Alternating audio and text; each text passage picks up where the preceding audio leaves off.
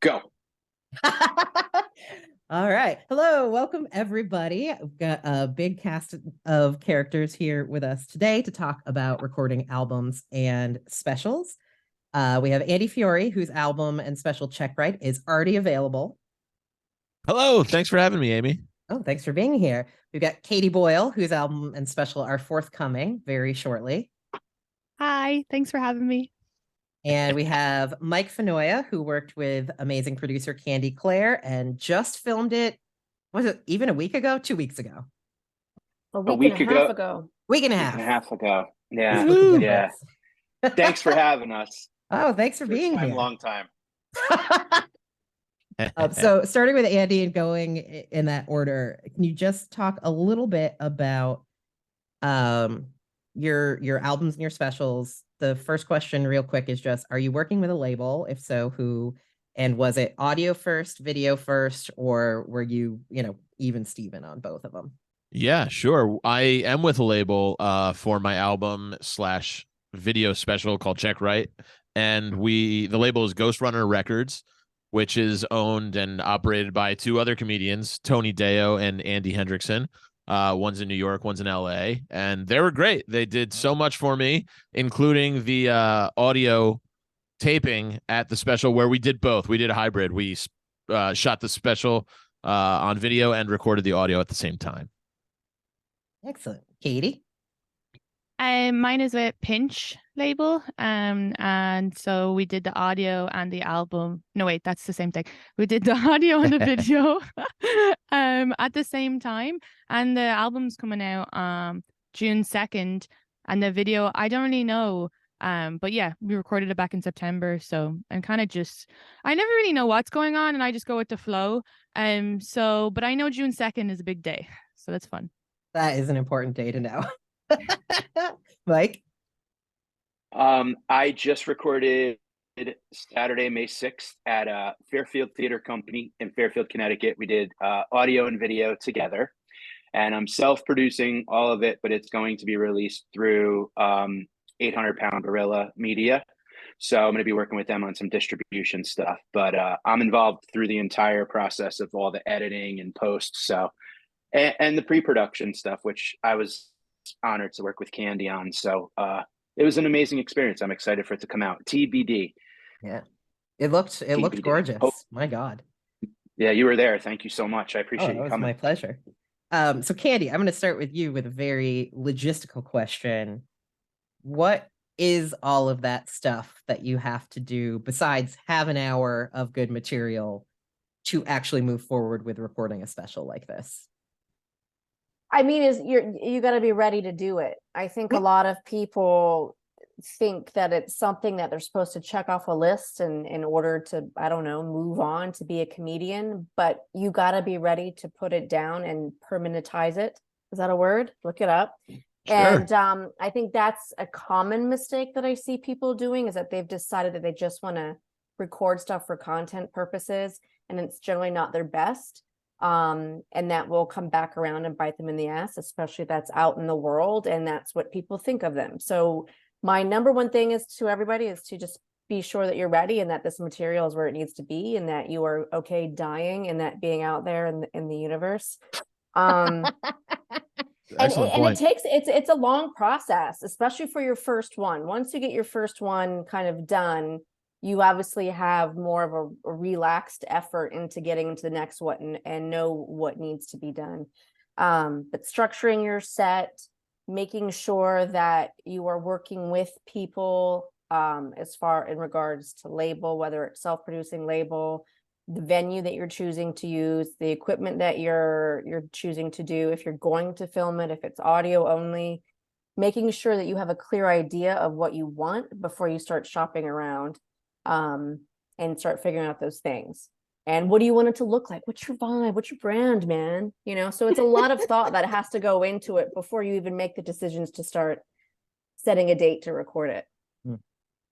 Mike, how long for you was it from when you said, okay, it's time, I know this stuff is gonna go out there in the world. If I go missing tomorrow, I won't mind them playing this on the news. To the day you actually recorded?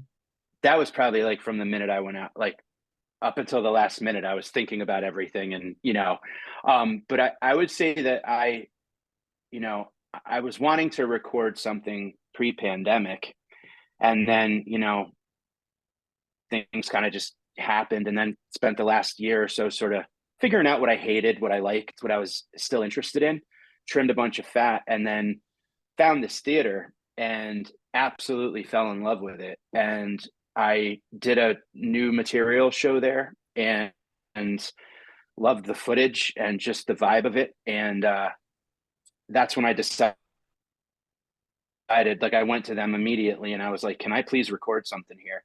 And we looked at their calendar, looked at my calendar, and early May was available. And this was probably like early February. So for those 3 months leading up, Candi and I sat down and got together, and I just did it as much as I possibly could, did the set as much as I could, and added things and shuffled things and moved things, and broke the setup into 4 15 minutes. So I had 4 quarters, and I was thrilled with 3 of them and iffy about 1 of them, and tried to figure out all that stuff. And probably up until literally when I was going up, I was talking with her, like Candi was like the quarterback, so I sort of was just like, how about this, how about that? And she's like, you're overthinking it as usual, just go do your thing. And but yeah, there's I think that for a lot of me, I can only speak for myself, but there was stuff that I wanted to record that just, it doesn't even seem like it's in the world anymore. Like, it just makes no sense. You know what I mean? Like this pandemic stuff and pre-pandemic and all that. So I felt good getting it down, and mainly because I'm ready for whatever's next. Like, that's where I was at. I'm already like thinking about what to do next. So it felt good. It felt really, really good. You so much are that I thought I was coming to the taping of the next thing because we'd already talked about it, and you have such a clear vision in your head. Not disappointed by what I did. You changed it. I know. I was like, where were the this and the this? And you were like, what? But Katie, a year and a half from now. But yeah. But Katie, so material wise for you, what was it that made you say, all right, now is the time, this is what I'm gonna put out in the world? Well, for me, it was the opportunity came up, New York Comedy Club. I was talking to them about potentially doing an album, and then this other people hit me up about recording a special with them. And then I, spoke to Emilio about it, and he was like, no, you're doing it with us. And I was like, okay. And that was pretty much it. They tried to give me a date in August, and I was like, what is the latest I could get on the books? And they were like, we have the last date in September open. And I was like, perfect. And I've always worked that way. I was in art college before, and they would give you deadlines. So for me, even with comedy, I'll give myself a deadline. So this was like the perfect deadline to get it all together and try to figure it out. And I did the same as Mike with the 15 minutes. And I did have 15 minutes I loved, another 15 minutes that I was like, let's see how this goes. But yeah, it was definitely just giving myself a deadline. I don't even know if I would have ever thought I was like, I felt like I have all this material, but it was nice to be like, okay, this is the deadline. I need to be ready for that. And I hyper focus as a work person. So it was just great to then be able to like hyper focus on this, get it ready. I feel like I changed a lot of it in the space of 4 months that maybe I wouldn't have before. So yeah, I'm really happy I did it. And same as yourself, Mike, as soon as I was doing it, I was already thinking about the next thing. Like I already am excited about the next thing. So yeah. It's so fun to when you're in it and you're doing sets and you're doing long sets with a purpose, and you're going in and you're then immediately after you go back and you go like, okay, so did I accomplish what I needed to accomplish? It really gave me like a whole like shot in the arm of like revitalization on like looking at how we do this and why we do this, it was cool. Fiori, how about you? I feel, Mike brought up the pandemic changing things. You really got it going. It feels both very long and not that long after the pandemic. Right. How did that and I realize some people don't yell at me. The pandemic is officially over according to the government. I do have very great sympathy for the immunocompromised. But anyway, Fiori, what with yours was your point of like, this is it. This is the stuff I want to be on this album. Yeah. Well, to go back to your point about, or Candy's point about doing things where you don't think you're ready. My first album is probably, I fell prey to that. Like I recorded just an audio album in 2014 at New York Comedy Club on 24th Street. And I was at the time happy with it. But like, I think most comedians do this now, but I can't listen to one sentence of it now. Do you know what I mean? Like I can't hear a word from it. So, in fact, I took a few of those bits from there because they just weren't cooked yet. And so I took like two things from there that were so now fully formed like 7 years later that I just loved and I loved doing, that I was like, I wish this lived in the world the way I do this now. So to that point, I had stuff in the bag. And then, yeah, I recorded in March of 2023, right? Yeah. No, Or it is 22. currently 23. Yeah. Right. No, yeah. March 2022. I do That's that what all happens the time with the too. I get so pandemic. I get confused. all my dates messed up. So yeah, and then I think there was just a lot of, like Katie said, I set a deadline for myself, and I want it, and that's the best way for me to work, is that I know I have to have this ready by X date. So, I had all this material, and we were coming out of quarantine and lockdown and all that stuff, and there was a flurry of just rooms and new things to work on stuff again, like rooftops and all that stuff. So I was working kind of constantly on it throughout the pandemic, and then when things like opened, it exploded, where I was like Mike, able to run it so many times to a place where like I didn't do the 4-quarter thing. I just had it in one chunk. Like I just had it A to Z, and I was just ready to get it done, and I set the deadline, and then we taped it. And to my other point though, and I think this will always happen, is that like as soon as you're done, yes, I was excited to have it done, and I was looking forward to the next thing. But then because of starting from scratch and then having still road dates, I still need to do 45 minutes to an hour. So I don't have a new hour yet as soon as I've done it. And I have to fill time. So like now I'm at like 60-40 new to old, but now I'm in that weird spot where I'm like, God damn it, this bit I did and released on the album and the special. Dude, I've now evolution. It's gotten so much better, and now it's not, it's not going to be in the Library of Congress. Maybe you need a you know little what I bonus mean? It's the thing that we'll always have. It's just like, because I need that time, I've made this joke better than how it was released, and then like, Newman. Wait, can I say something that's good about that though? Is that when people come out to see you live, you don't feel guilty doing that joke, because now you're like, oh, I got a fun new tag. 100%, 100%. So it's like so nice to have stuff that's nearly just for live. Like, yeah. It was totally. It's so funny, like recording last Saturday and then having 5 road dates this weekend.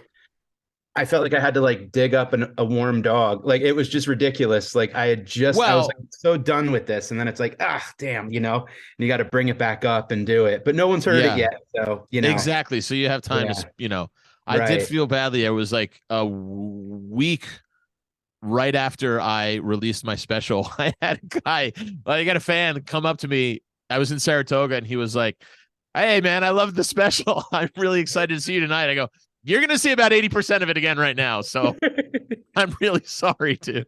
I don't think people mind though, because I don't think so either. They're bringing their friends, so they're like, oh, that's my favorite joke. Yeah. And I think that's more of our own insecurities, where a lot of times we go, how easy it is for musicians. They can just play the same song over and over again.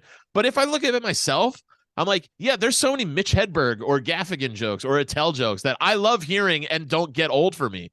Yeah. So yes, I am putting myself in that class and saying my jokes will never get old for anybody. I'm a huge fan of early Andy, man. I like vintage Andy. Right.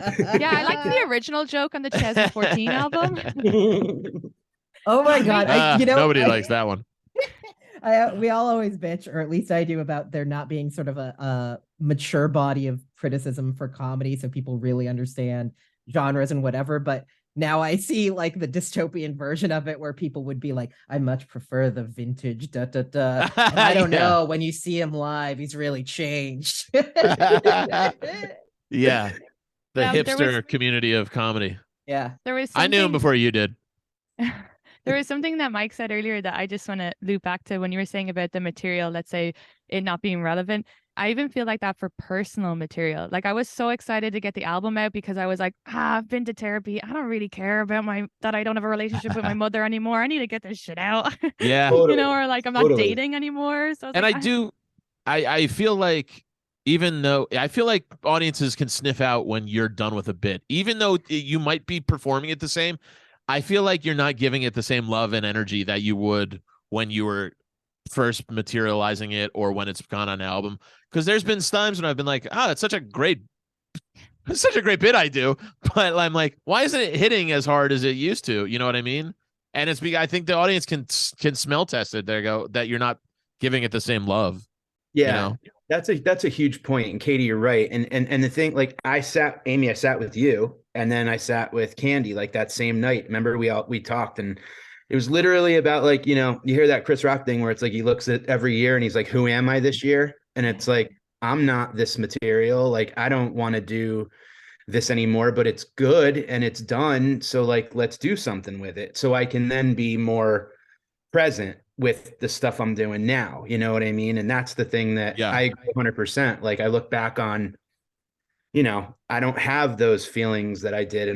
But I also think that's a good sign of maturity as a comic too, though, right? Because you can call bullshit on yourself and go like, I'm not interested in this anymore. It's not me, like even back to like, I remember one of the first shows I did not even pandemic, I did one of those, drive-through, like Cape Cod drive-through shows or whatever. And I'm doing jokes about being in the airport. And I'm like, that's not true. I would have got pepper sprayed or thrown in jail if I was in an airport right now, So like none of it made sense. So you're right. It does.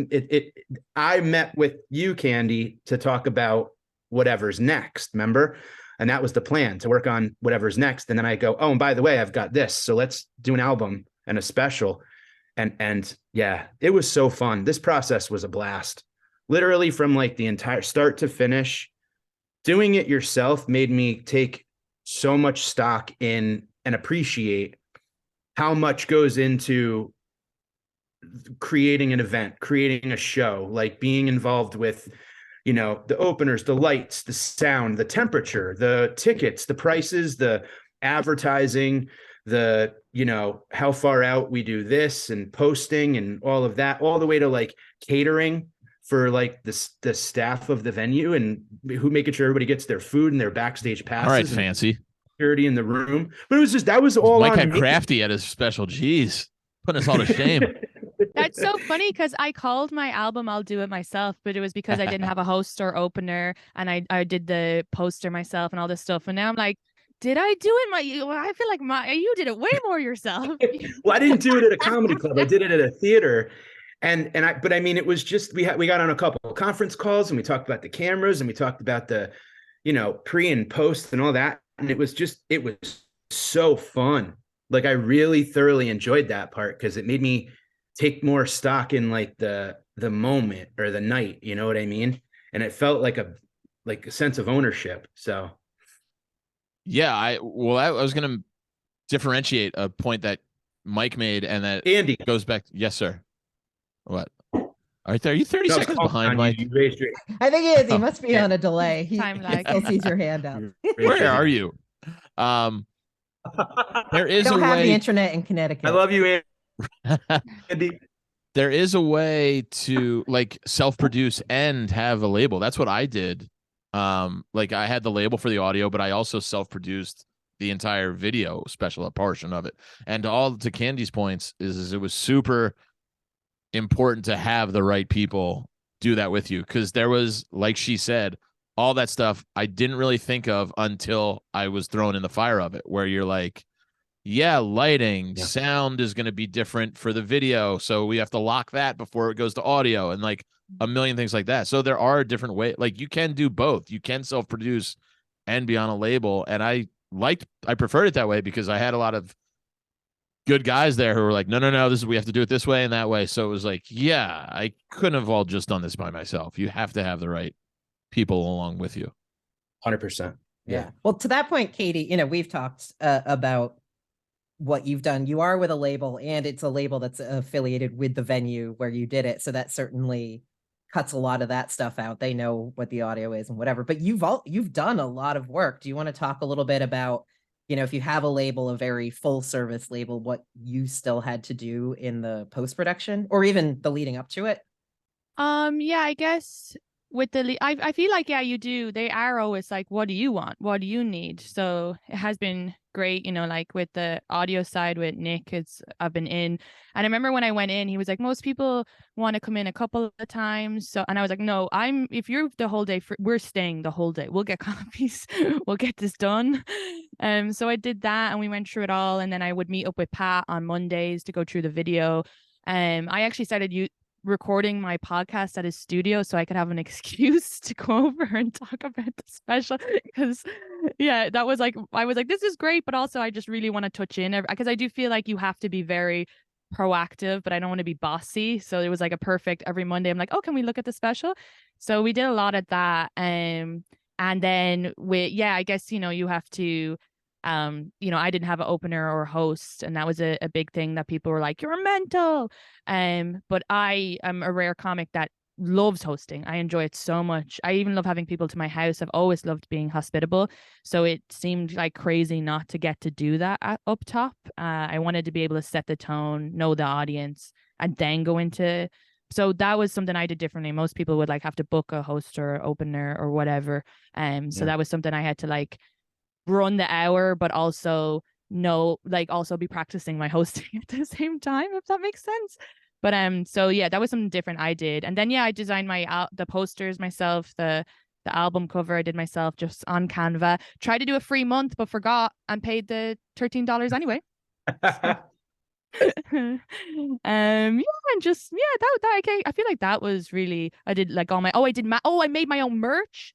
That was funny because everybody was like, you should get like stickers, and I did that. And I find the stickers and magnets really embarrassing because I don't like putting my face on anything, and I know that we're meant to, but I'd also gotten stopped in the airport and they pulled out my magnets when I was like on a road gig, and they were like, oh, this is so embarrassing. And I was like, do you prefer I was part of the IRA right now, because this is like mortifying. My face.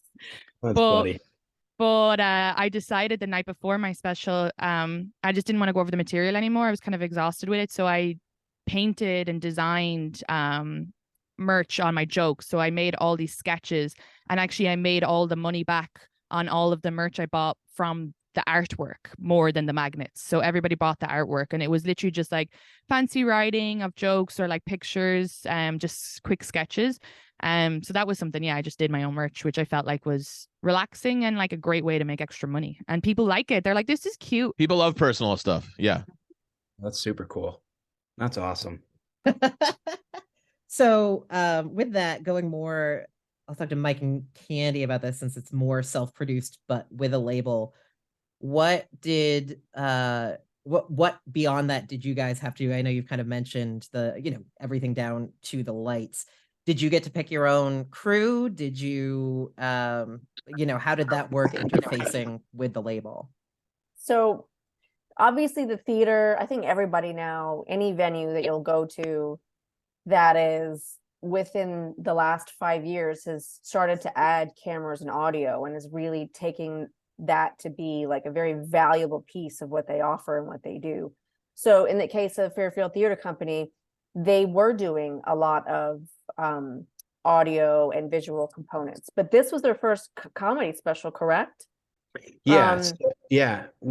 This was the first they've done. Jim Florentine recorded in another room they have called the Warehouse, much bigger room. But this theater, stage one, it's a 200-seat black box theater, which is I've done it a couple times prior, and I was able to see the video and the quality, and then showed Candi and Anthony and everybody else, and kind of was like, this is what we're starting with. Yeah. So we were starting at like way higher than, you know what I mean? Like when I saw that, I was kind of like, we need to pay attention to this and utilize the resources that we have. So yeah, and we did try, like we wanted to have fun where you had like the lights would put your name on the curtain or whatever. And so we did order some things like that, and that just it looked gorgeous. Thank Well, you. the one that we ended up using was just like leaves. We did have his name on the back, and it just looked Well, like it's got to be a fish song for Mike. I didn't even think about that, Andy. Damn it. No, it was funny.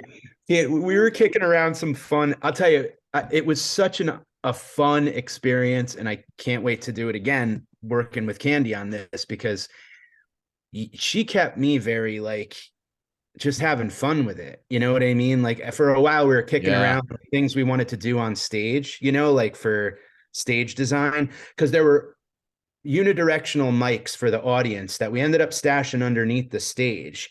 But initially, Amy, it was going to be, how there was that carpet, like right to the left and right of it were going to be mics pointing out to the left and right of the stage to capture the audience. And we were kicking around like, what do we cover it with? Like, what do we put in front of it? And Candy's like at like garden centers, like sending me pictures of gargoyles and Buddhas and like all this fun stuff. And I'm like, yeah, let's do that. And she's like, we were kicking around all these fun things, but the crew that they have built in is so pro and so like, they were ready for it.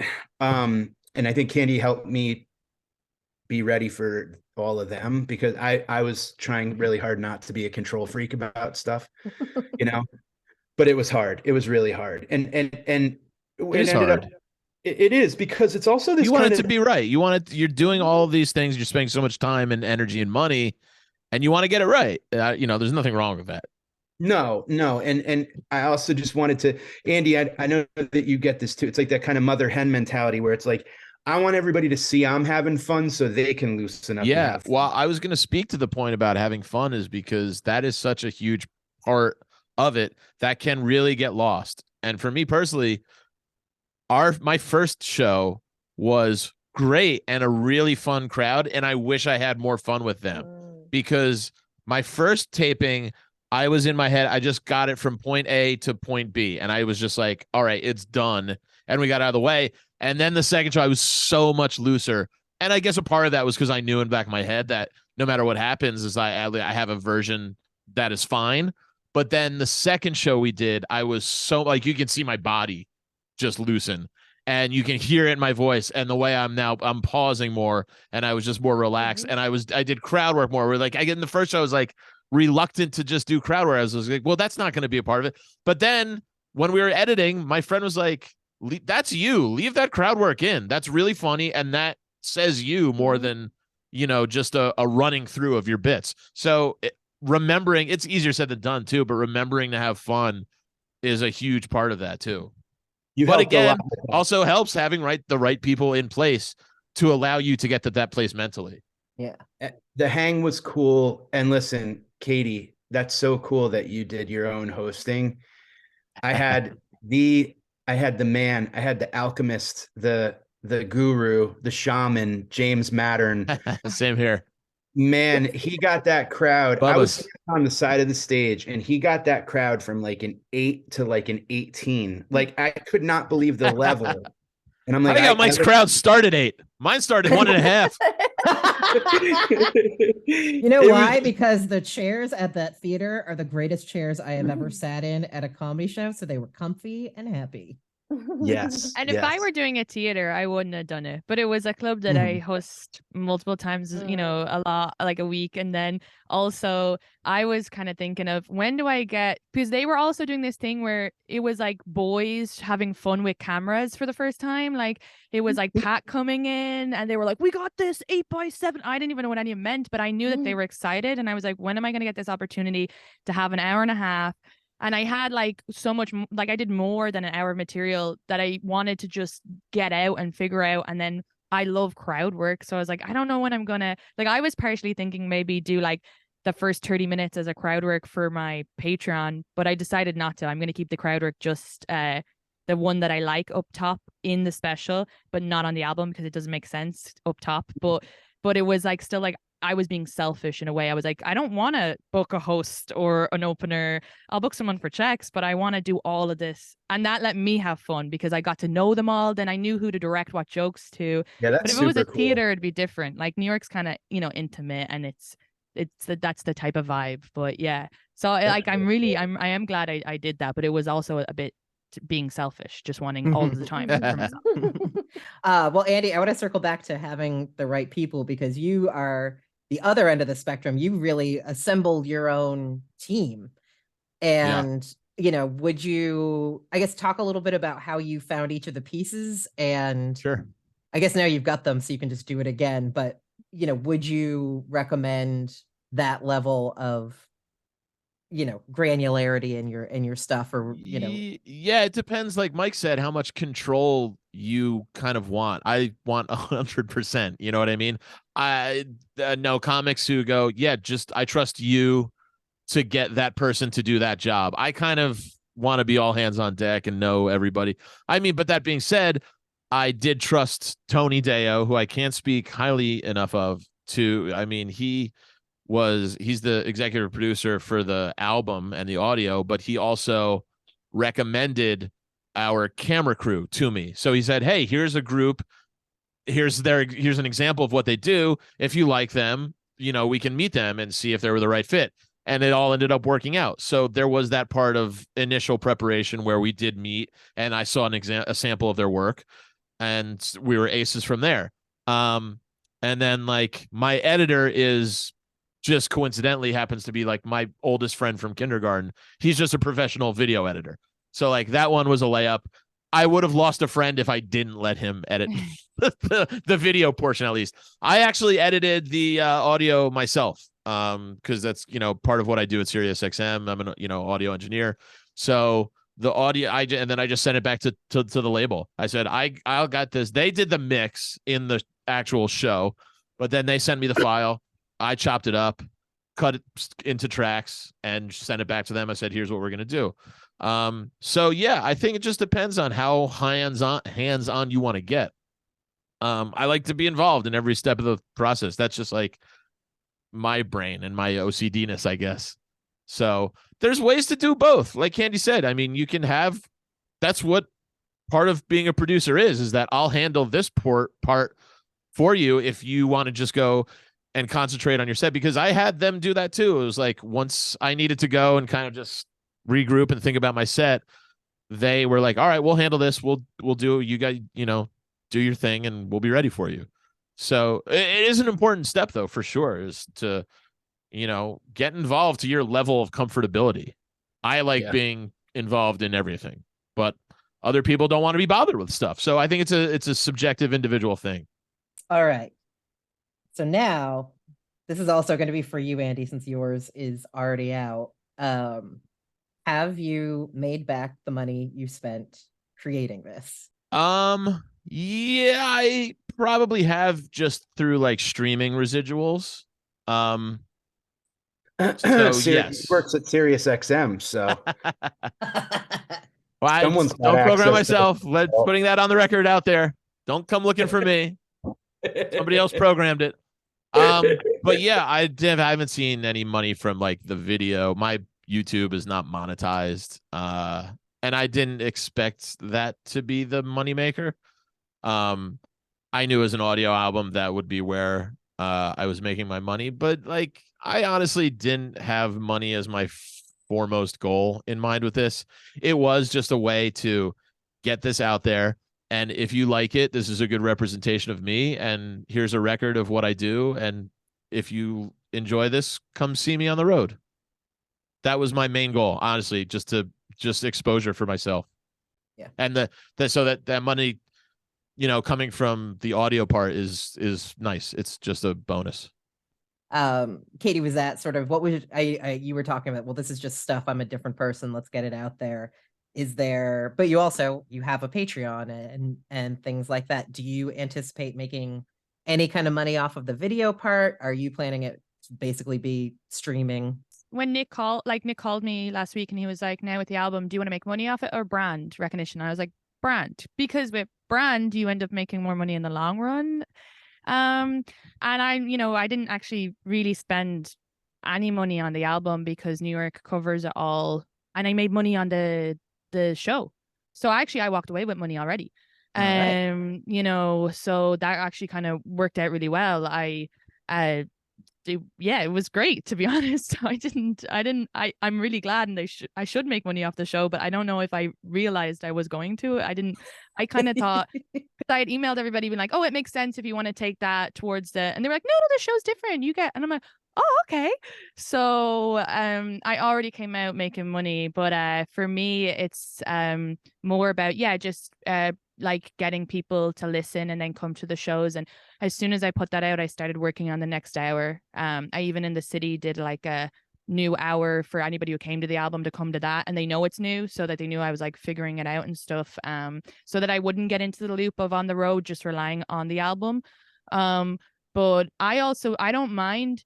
I'm like very much like, I don't mind people seeing me grow with my material, because everybody who's been on Instagram has definitely seen me grow, because I was posting years ago. So, and they say that they will comment sometimes being like, oh my God, like I'm loving seeing your process. So I with the album, it's the best I can do now.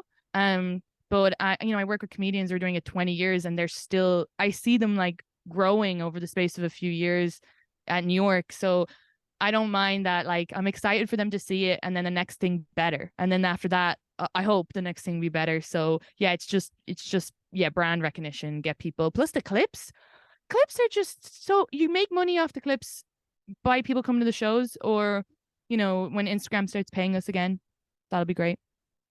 Candi, Mike, what was I feel like you guys probably had spent the most up front for producing this. Maybe I'm wrong. Maybe you got a really good deal. I mean, I was free. Candi, don't tell people that.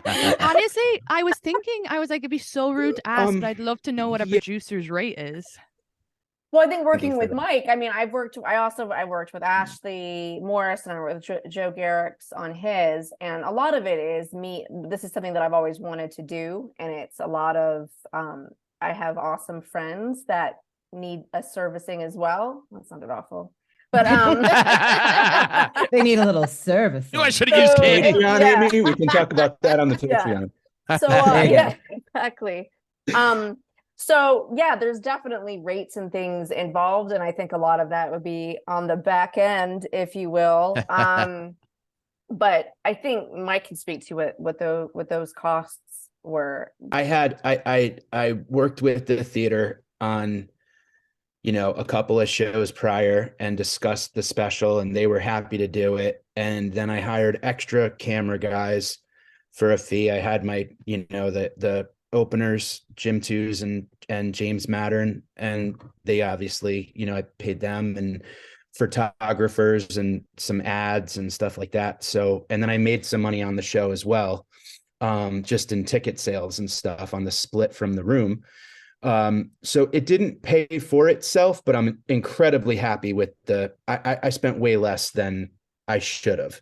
1,000%. I mean, you saw it, Amy. I mean, it looked beautiful, and I'm really thrilled with it. And I thank you. And I'm excited that it'll definitely make back what I spent. But again, I can't echo more what they said. It's all a matter of, I think for me, I'm notoriously bad at social media and YouTube and all that. So this was kind of like, I want this to be, it's like hibachi almost. Like I got the full steak, but I also want to dice it up and serve it in little bits, and then come see the big thing. And then I want to have something to go talk about on podcasts, and I want to promote something, and but meanwhile, under the radar, like Katie, exactly like you said, like I have a new material show, Hot Seat, that I do at New York Comedy Club, Gramercy, that like once a month doing new material. I'm running another new material show at the theater that I did the taping.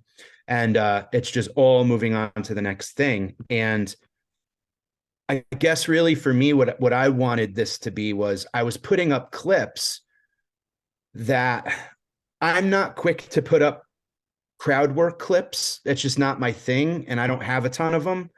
So I was putting up clips, but it was stuff that I wanted on this taping. So I'm like, why am I doing this? Why am I putting stuff up that I'm going to want to pull down to put back up again on a different background? Like, it just made no sense to me. So I was like, let's just do this, and then I'll have stuff to put up. and I admit when I don't know things and I don't know a lot about the algorithm and the timing, I'm bad at it. I'm very bad at it. But the thing, again, not to, repeat myself, but I'm excited about what Candi and I are going to work on next. And that to me is a whole other style and a whole other theme and a whole other like way of like, like producing and sharing material. So that to me is more important. So it's the marathon, not the sprint. And I kind of feel good about that in a way that like, I don't have that pressure of first. I hope it does fantastic. And I hope that people love it. And that's really all I can, so I'm excited about it. And it'll hopefully make back what I spent, but if it doesn't, I don't care.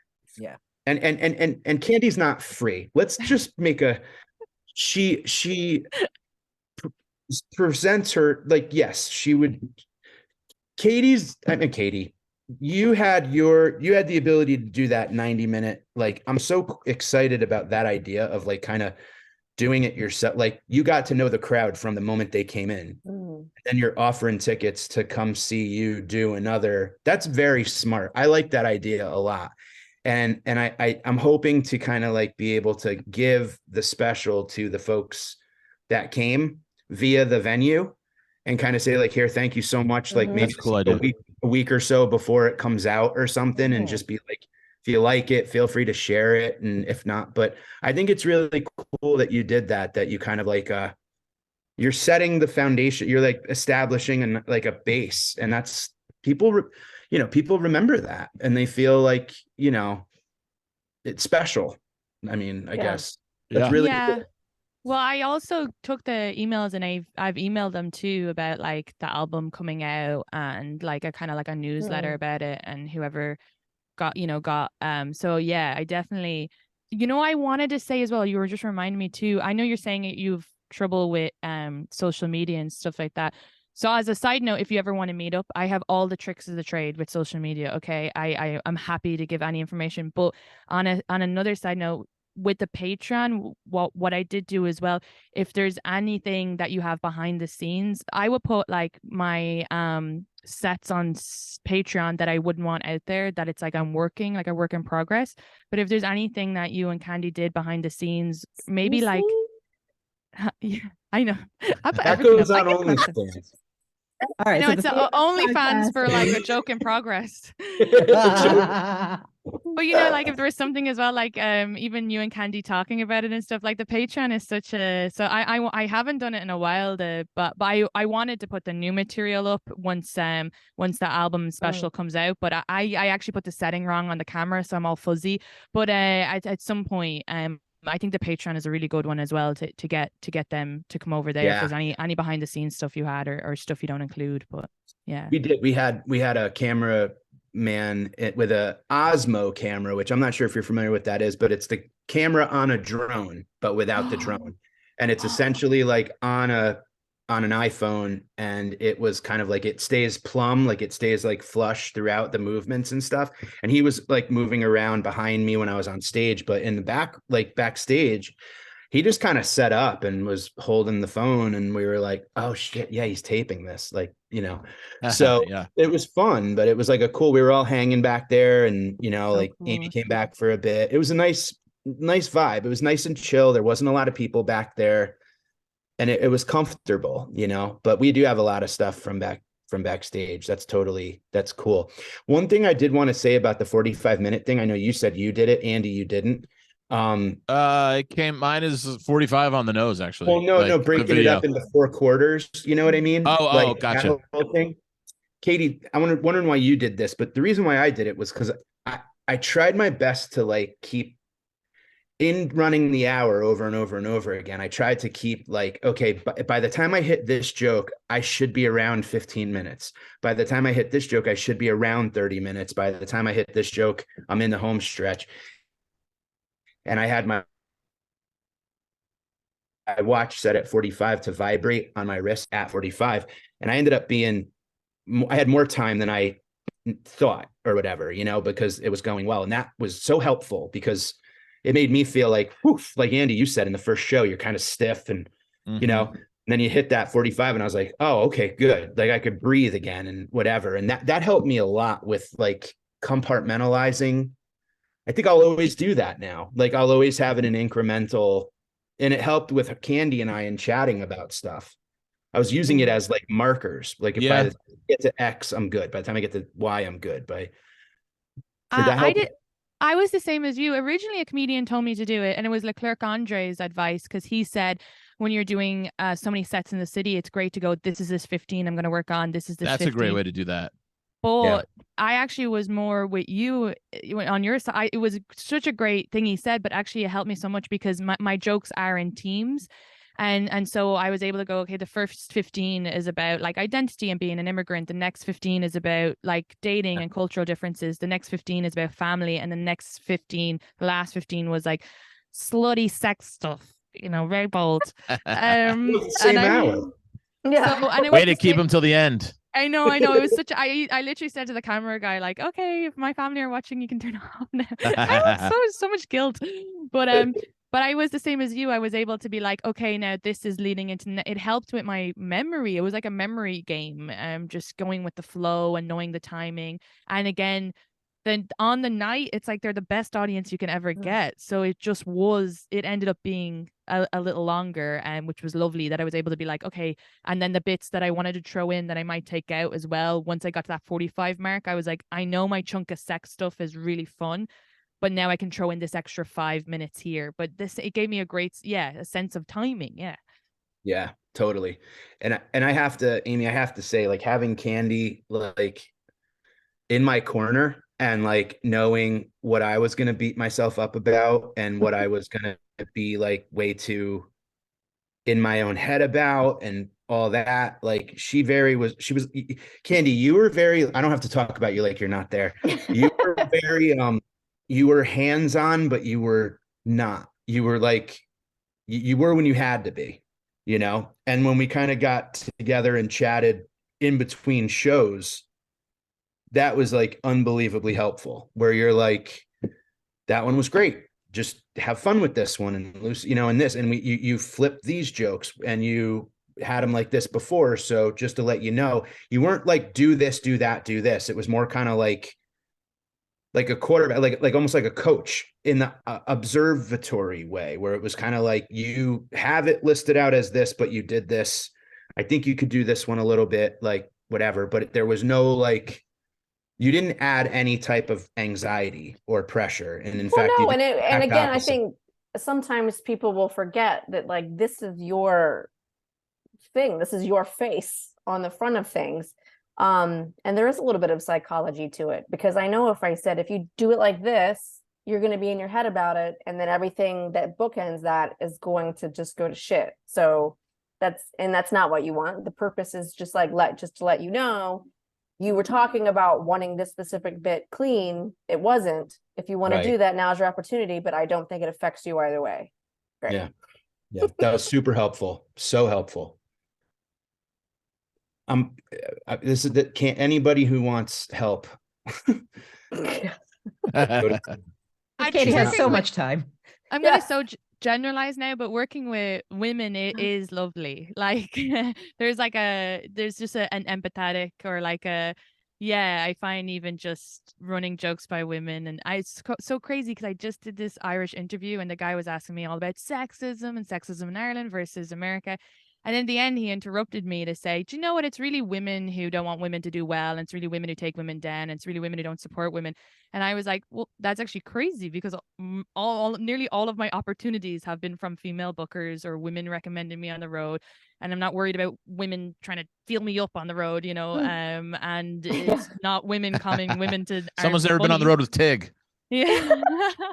Kidding, Tig. That's it. You're out of showbiz now. But I think women are quite kind, and like when you're like, you give you a bit of like, no, you're okay, you're doing it, like, and this is a more suggestive than sometimes like a broy energy can come in or whatever.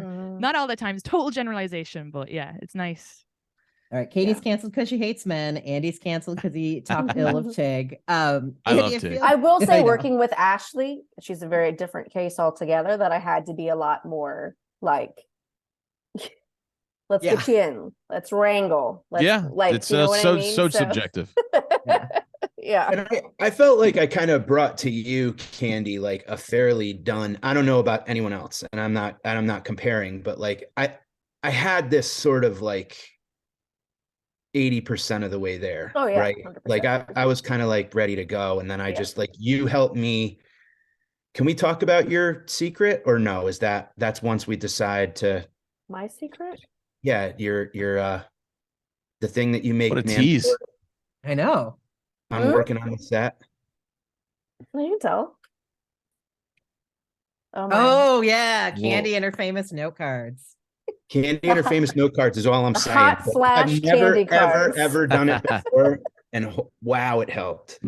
And What was I'm that? a- So what was Go ahead, that? Candi. I make people write their shit out on flashcards. So you have your joke on every flashcard. So like Mike was saying, like I would take Mike's, we had one piece of paper that was folded in fours, and then he would have like the jokes written in each corner. And then I would make him do it, first of all, and I would do it where he's writing them out on flashcards. Yeah. But then I sit down with him, and when I'm going through and he's taping, I go through each flashcard, and he even added on the back if it was like clean or not clean, and if it was on the first or the second show. So then I can bundle all of that up with notes on the paper, and it for editing purposes, like it's basically just kind of going through and time stamping. And what it totally helped me do was, like, to piggyback off what you said, Candi, what it helped me do was, and we all have this, if you got a chunk of 3 or 4 jokes, right, that are in one topic, and you don't know which one should go first, third, fourth, second, you know what I mean? And it's like, I was able to kind of put each card aside and go like, okay, I end this one with a reference to my mom. So let's move this mom joke underneath it. Yeah. And then it's like literally putting together a puzzle for like a dummy like me that's got like, I'm fried. So I'm just kind of like, funny. it helps. That's exactly what I do. It helps so much. It's like being in school. If you just take Wow, the stuff you it do- helps 'cause so that's much. So literally here, and all of mine here, and then what I do is I put it all out like this in big black. but this is how comedians differentiate, is because I go in a very specific order, like because I have callbacks that have to be after certain things have already been established. So it's like I can't really move one thing, and that to me is just that's just the work of doing it over and over again in preparation of the taping. So like, yeah, once you get me on the day of the taping, I'm like, we're locked in from numbers 1 through 30, whatever it is. I mean, it could be done, but like when we got in the editing room, my editor was like, I know where everything goes from I can take something from the second show, put it in the first one because you're going in the same order, the same way. So I'm just, that's just interesting how we are all different, you know? Well, right. And Andy, but to your point though, I write my titles down on a little piece of paper I keep in my back pocket for every single show. I just go, all right, title, and then I just whatever orders. And to me, that's also the hard part about building up new, is that right now I just have like 15 jokes that don't seem to have a rhyme or like they're starting to get formulated where I can sense a little bit of a connection. But to me, that's also the hard thing, is now it's like, all right, what segues into what? I'm a callback asshole. So I'm like, what can I call back? You know what I mean? What can I re-talk, you know? So yeah, just interesting. That's so interesting, because remember I was saying like the 3 quarters I loved, and that fourth quarter, which was actually the third quarter, minute 31 through 44, was that's like the island of misfit toys. Like they were standalone that like didn't have a home.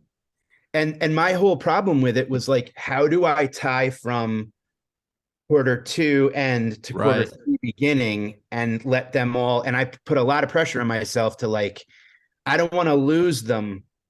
I had this massive fear of like, and I ended up, thanks to Candi, and I was able to do, you know, a couple long sets in the city and stuff. And what I'd forced myself to do was open with that third quarter and then go 3, 4, 1, 2 instead, you know, or just do that. Hurt my brain. Comedy math with Finoia. I think what all three of us is that we try to find a narrative where you'd see another Sure. hour and it's just ding, ding, ding, ding, ding, ding, ding, ding. It could Bang, make, bang, bang. whereas we're I like, know. how do these fit?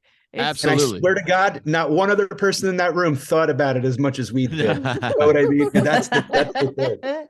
I need someone to just go, dude, nobody cares. Yep. Just go, Yep. go.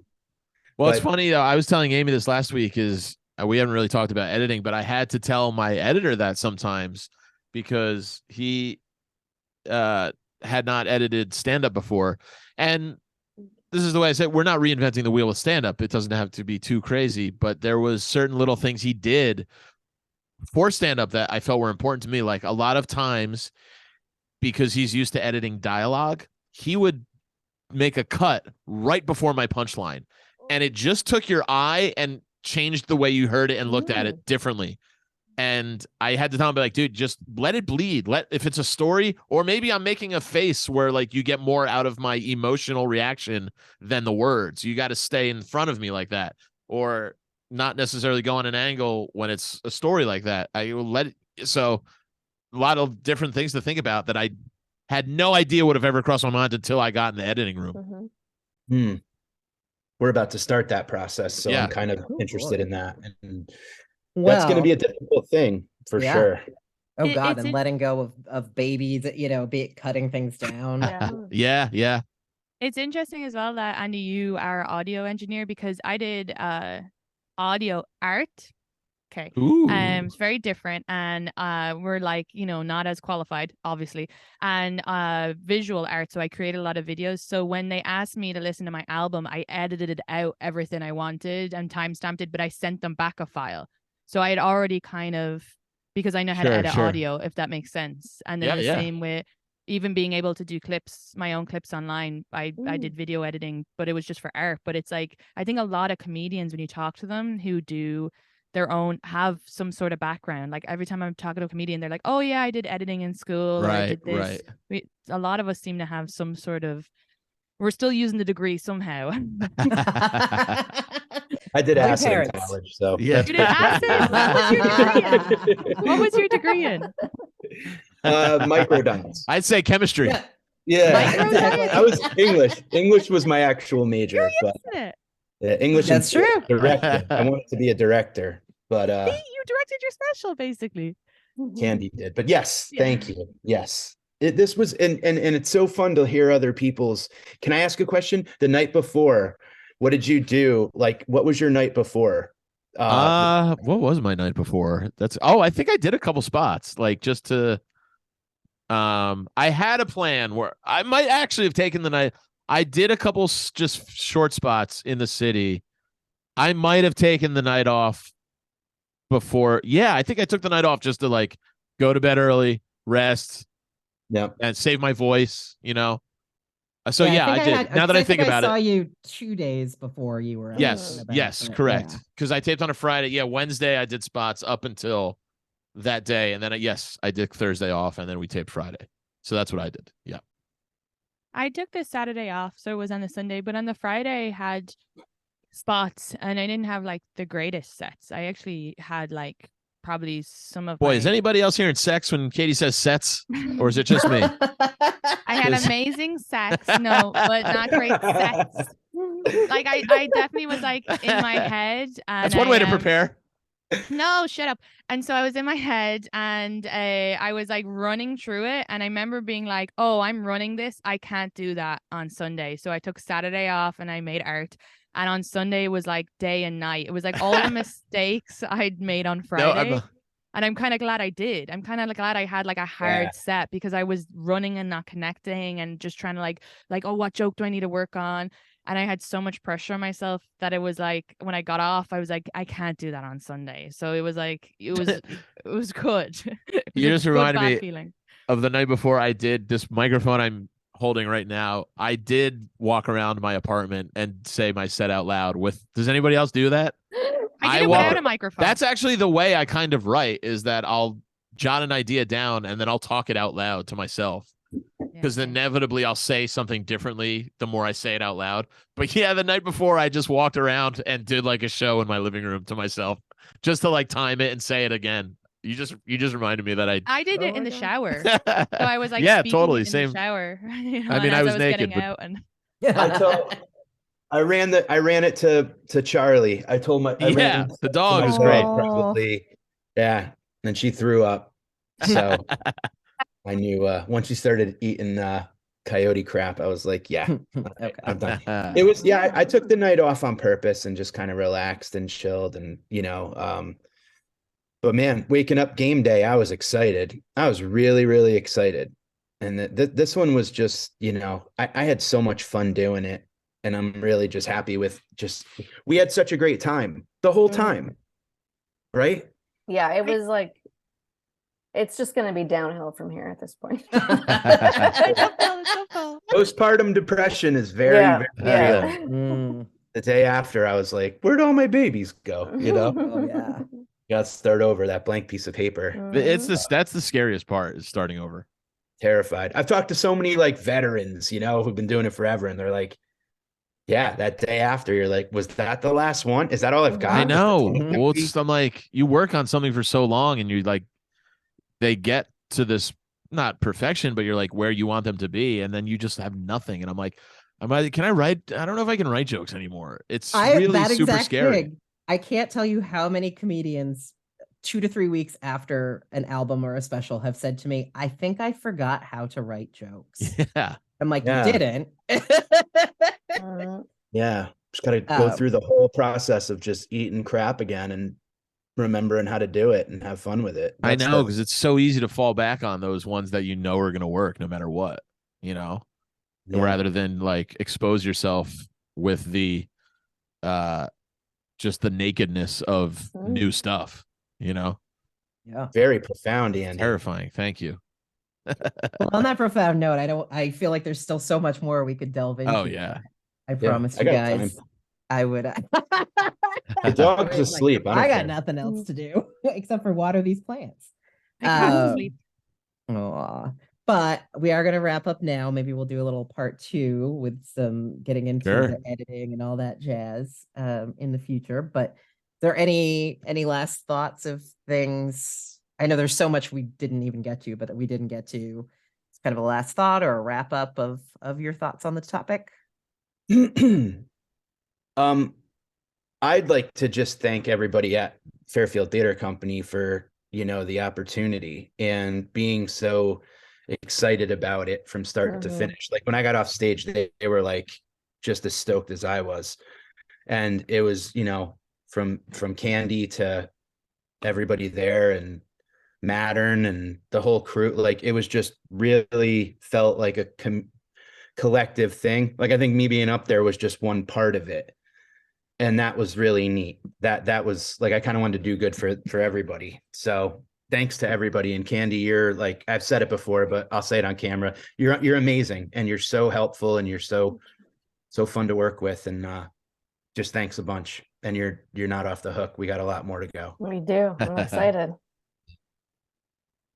I would just say, if this is something that you're planning on doing, all the things I said, I guess, at the beginning, but also I appreciate when the internet comics are making these and putting them out there, because I like to filter some of those kids out. Yeah. Okay. For real. I'm not against that. So thank you. Everybody make an album. Everybody. And then we'll know who's who. We'll sort you out. Katie, final thoughts?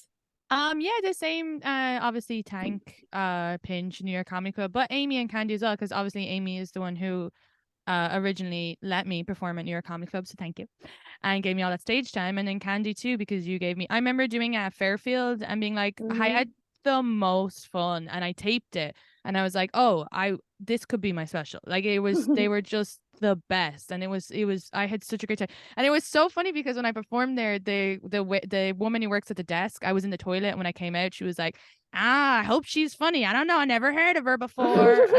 And then I was like, I'll try my best. And she was like, oh no. And she even changed her tone. Said, oh no, I was just talking about somebody else. But it was so much fun. I had a great time. And then, yeah, just everybody in New York, it's, just giving you the opportunity to get a chance to do it is nice. It's such a confidence builder when someone's like, you can do this. You're like, okay, I'll do it. It really is. That's true. It really is. Yeah, for sure. Yeah, thank you to you two, both of you ladies, for giving me stage time and allowing me to get it where it needed to be. And to my crew, the Ghost Runner guys, Tony and Andy, and everybody who worked on it with me, we've talked about it, I think that point the most, is that without the help of others, it would be nothing. So it's one thing to get up and do an hour, but without the right people behind you, it's not going to happen. So that would be also the advice for people listening, is make sure you have those right people behind you, and then just please go watch what we've all made. It's super important these days more than ever to A, support live comedy and go and watch it, but B, if you like something, let people know and leave a comment, because that's just the way shit works now. It's like that might bump up the algorithm, and then another set of eyeballs gets on it, and then that person tells a friend. So yeah, it's like we're doing this shit and it's all out there for free. So there's no excuse, you know? So leave a comment, leave a like, share. Yes, all that good stuff. It feeds the beast. So, and Katie, I'll be reaching out to you about some tutorials. Yeah, me too. Definitely. I get like, I love giving help because I actually get annoyed. I know I shouldn't, but when I'm like, why did they tape this in this weird, like, why did they not frame up, or why didn't I'm always happy to any questions at all, because yeah. Candi and I have had private conversations about this where I'm like, this is driving me crazy. Yeah. But it's not the comedy. It's something to do with the lighting or the setting or the cropping. And I'm like, yeah. And Amy, thank you so much for this platform to be able to talk about it. And like, it's really, it's fun to get with all of us, because we don't get the chance to, we're all running in different directions. So it's really cool. Yeah, I really appreciate all of you giving me your time and each other, because it is, thanks for having me. I think it was a good spectrum of people with different experiences to share. And one of us is definitely on the spectrum. That's true, for sure. That's 100%. I told you not to tell anybody. And if anybody's looking for any old Andy bootlegs, I got a bunch of like OG Andy on tape. So I'll make you subscribe to the Patreon though. Let's check out the 2014 Andy. All right. Thank you guys very much. Thanks, Amy. Thank you guys. Good seeing everybody. Good seeing you all.